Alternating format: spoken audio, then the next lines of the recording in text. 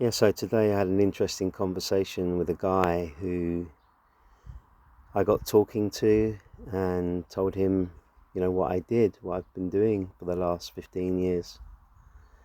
And he asked me a question that I do get asked from time to time. And he asked me, how successful have you been? Do you see people improving? And it's a good question in one way because, I had to ask him, what do you mean by improving? And he said, well, are they getting more happy? Are they getting better? And I said, well, I don't know. You'll have to ask them.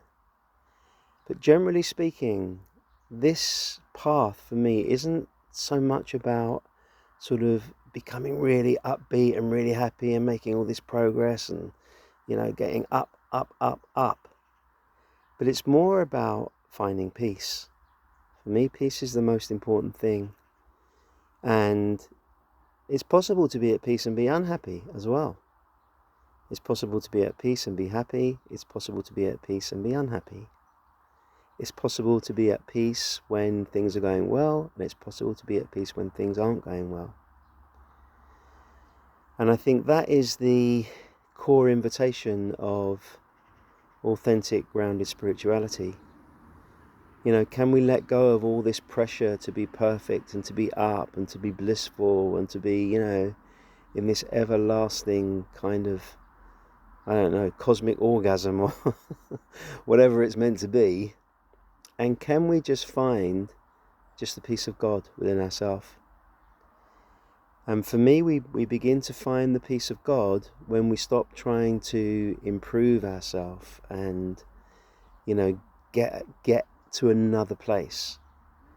We find the peace of God when we stop and we explore ourselves from a truthful place, a place where we can recognize what is inherently at peace within us and what really needs comforting and needs soothing and needs expressing and needs some sort of catharsis to take place.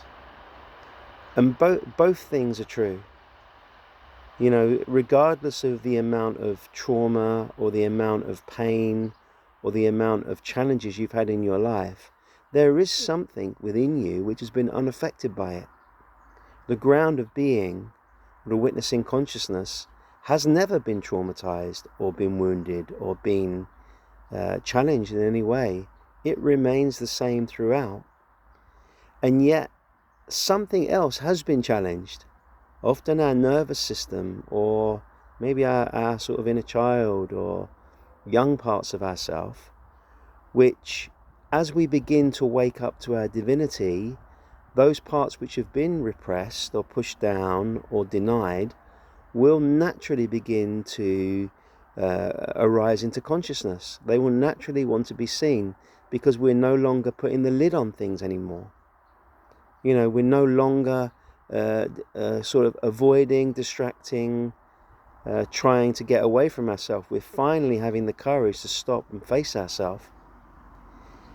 And for me, one of the really important things, one of the really important ways that we find peace is when we really begin to accept ourselves as we are.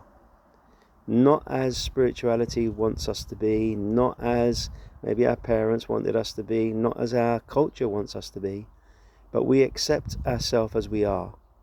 And that often means having the courage to not fit in, to not go along with, into the group, to not get caught up in that group energy, but to have the willingness and the ability to just stand in one's truth. I also was with another guy this morning who I find him really beautifully, like I feel so safe when I'm in his company because I just sense that he's just being himself.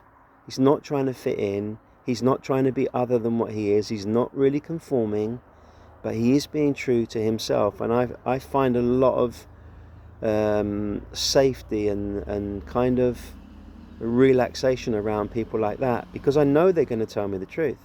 I know they're going to be honest with me. I know they're not going to abandon themselves to try to fit in with me. They're just, they're going to be who they are. And in that willingness to be who they are, we might get along and we might not. That doesn't really matter. It doesn't really matter. What matters is everyone being true to themselves, and then I think we will naturally find the people with whom we feel comfortable with. And our nervous system a lot of the time will tell us, who do we feel safe with? Who can we really trust? Who do we feel like we don't have to put on a mask to be with? Who is really okay with us disagreeing with them, having some form of boundaries with them, conflict with them? Who is okay with us telling the truth without them taking it personally? That all of these things are where spiritual maturity comes from. It's not just about getting everyone together and all being nice to each other and all being sweet, and that's nothing wrong with that. That's nice, but it could also be, it doesn't have to look like that. And our spirituality also doesn't have to look any particular way. It might just be that in the truth of ourself, rather than being this really outgoing, gregarious, fun person, maybe we're actually really quiet. And we're really maybe we're shy. Maybe we're a bit nerdy. Maybe